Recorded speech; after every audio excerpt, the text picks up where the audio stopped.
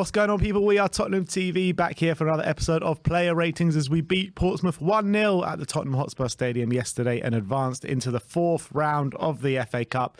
I'm here with Barry to take you through each and every player and their ratings. And let's start off with Fraser Forster. Barry giving him a 7. I gave him a 6. And he made a good save in the first half. I think it was from Hackett's acrobatic effort. Apart from that, he was largely untested and pretty much could have put out a sleeping bag and gone to sleep for the majority of the game because he had nothing else to do after that. Yeah, look, absolutely. And I just gave him a 7 just because he made that save. I thought 6 was a bit harsh, but well, there we go. That was it, really. That's all he did, and that's all you can really say about Forster. Yeah. All right, let's move on to Japhet Tanganga. Barry gave him a 6. I gave him a 7. And I thought the defence really stood up yesterday and held much of everything that came their way. And Tanganga was a central part of that. I thought he did really well in stepping out of defence and contributing to the attack, getting the ball forward, and some really nice defensive interceptions in there as well. So I was quite pleased with Tanganga's performance yesterday.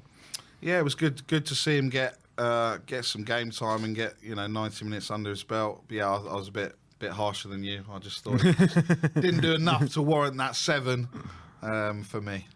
Yeah. All right, let's move on to Davinson Sanchez, who played in the middle of the back three. 7s all round from us. And again, a confident display from Sanchez, which, we're not accustomed to saying, to be honest. But like I said, I think all 3 of the back 3 pretty much performed, and anything that came their way, they pretty much batted away, as opposed to Fraser Forster, didn't have anything to do pretty much. So Davinson Sanchez in the middle of that back 3 defensively played really well.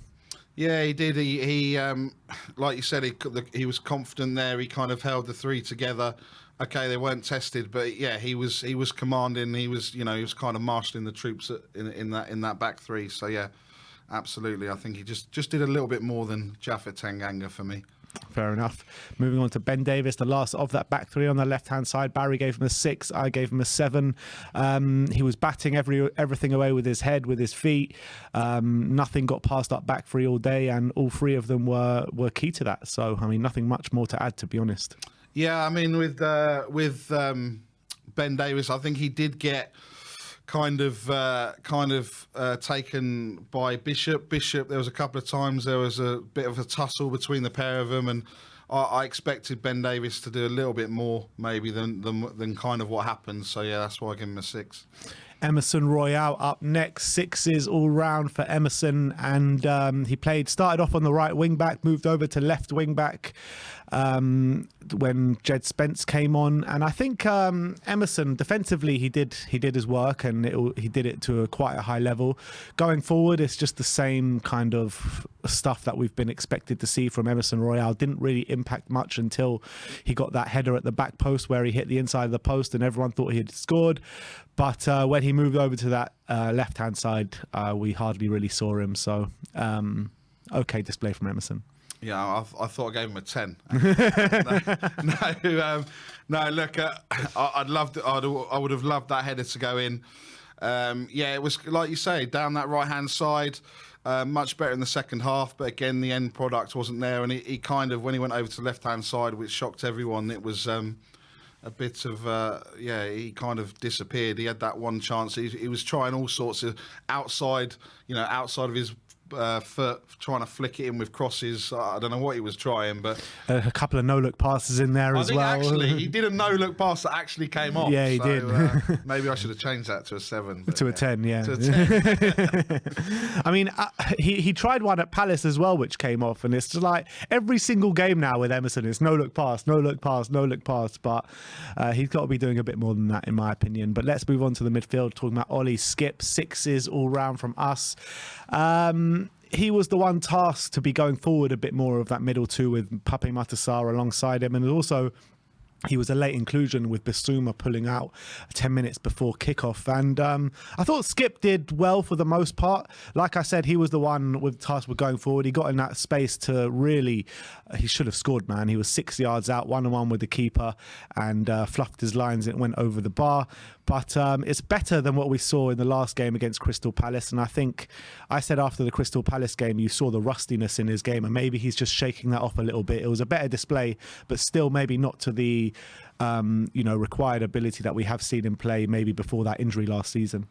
Yeah, look, and I think for me, his touch at the moment is letting him down. He had a couple of times when we were on the attack, he had a really heavy first touch, which kind of let him down. And like we said earlier, there was that one that he could have, he went kind of diving in onto the ankle of the Portsmouth player, which could in a different day been a red card, and that would have definitely changed the outcome of the game yesterday. But yeah, he just needs, like you said, he's got that rustiness. He needs some game time, and yeah, as hopefully he gets better as the next few games progress. Yeah, and on his midfield partner, Pape Souare, 8 all-round, my man of the match yesterday. We saw a few cameos from him against Aston Villa, against Crystal Palace, and he played really well.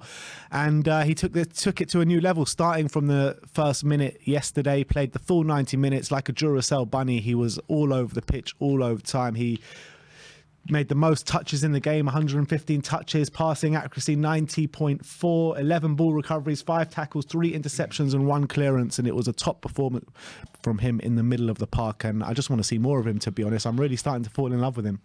Yeah, look, absolutely, and I think it was a close one between him and Harry Kane. Obviously, Harry Kane scored, and 9 times out of 10, the man of the match is always going to be the player that scores the winning goal. But yeah, he was everywhere yesterday, and I think it's he's come in, he's jumped ahead of Bissouma and Skipp for probably that third player to come into that midfield, and yeah, it's exciting to see what's going to happen. But we just need to keep our feet on the ground and not go too crazy like we normally tend to. It's a Ballon d'Or incoming. Let's move on to Ryan Sessegnon. Barry gives him a 5. I gave him a 6. A poor display, to be honest, from Ryan Sessegnon. I expected more from him. Failed to take on his man. I feel like he's lacking in confidence once again, and didn't really impact too much going forward. Nothing really got past him defensively, to be honest. But look, he was lacking going forward, but he did contribute to the goal with a really nice 1-2 with Harry Kane, which was the good thing that he did do. And maybe if he doesn't do that, Spurs are looking at a replay this game. So you've got to give him some credit, and that's why I bumped him up from a 5 to a 6. Yeah, look, I think he actually fell over when he gave that ball back to Harry Kane. So he was on the way down, but like you said, he did do it. But yeah, he was devoid of any confidence. He didn't, he could have been a perfect opportunity to see what he could do at left wing back and drive forward and get into space. But there was a number of times where we were watching it, and I don't know how it looked in the stadium, but he didn't kick on, and he wasn't creating space, and he wasn't making space for the other players to run into. Look, maybe Son and Perisic would have done in that position. So. Yeah. All right, let's move on to Brian Hill, another player who seems to be taking his chances at the moment. 7s all round from us, and it looked like a confident display from him. It looked like throughout the game he was the one that was really going to make something happen. He, again, like Pape Souare, he's also a bit of a Duracell bunny who's just running around the pitch. Fitness levels look really good, and he was getting the ball on the wings and really trying to cross the ball in without really too much quality, but he was the one that looked like something was going to happen. Yeah, and also there was a couple of times where we've seen in previous games where he'd been, I guess, people talking about him being blown off the ball and everything else. He lost the ball, but he then went and won it straight back. So yeah, he seems to have that kind of pace. I mean, look, Conte came out and said he's like Bernardo Silva. People calling him Hill Messi.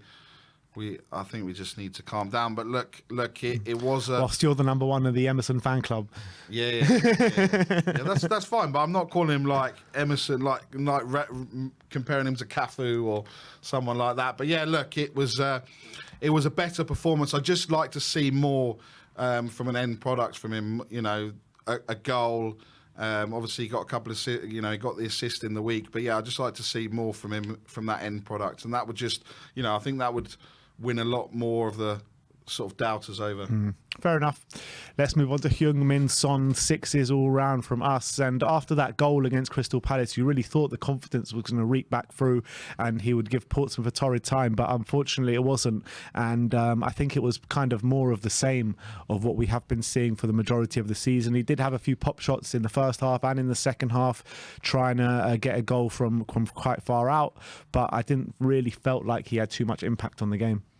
No, he didn't, and obviously he came out about the mask, and he says he can't see the ball. Or I mean, I don't know what you can look into that. But look, he's not. I think we were talking about yesterday is the fact that he didn't start last season in the way that he kind of started last season in a similar sort of vein of form. But then after he came back from South Korea, he kind of kicked on and. Maybe we're going to see this, we see a second half Tottenham, we'll see a second half of a season from Sonny, but something's just not right. I don't know whether, again, with the injury, he's worried about going into challenges, he's worried about, I don't know, something else happening with it, but yeah, I don't want to see him with that mask on in the North London derby, that's for certain. Yeah, 100%. And the last of the starting 11, Harry Kane. Barry gives him an 8. I gave him a 7. It was a quiet first half from him. He lacked service, to be honest, in that first half where Spurs really didn't create much at all.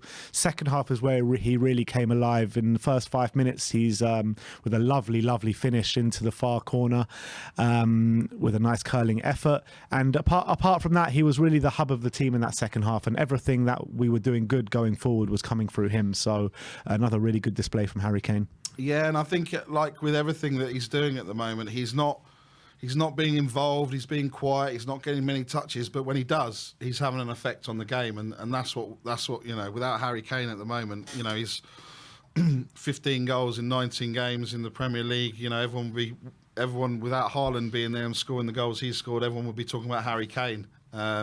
So without those goals, and last season he didn't start well, so it seems to have been a reversal of him and Sonny, where Sonny finished well and Kane's starting well. So if we can get them both back firing, it hopefully it's going to have a massive impact on results and performances, more importantly. Yeah, and I think that he's coming into form at the complete right time with the North London derby. I mean, it seems as though everything Harry Kane is doing at the moment is to a really high level. Like you say, like sometimes maybe he isn't like getting involved in the game too much, but every time he gets on the ball, he's influencing things in the right way, and that's what you want with the North London derby coming. And I also think you got to look back at we were here when he put that penalty into space. He's come back and he's answered his critics. He's got goals. He's just quietly going about his business. He's not making a big thing about it. And look, he's the leading scorer in the North London derby. He loves the North London derby goals. So let's hope he breaks that record next week. Yeah, absolutely. And let's finish off with Antonio Conte. 7s all round from us.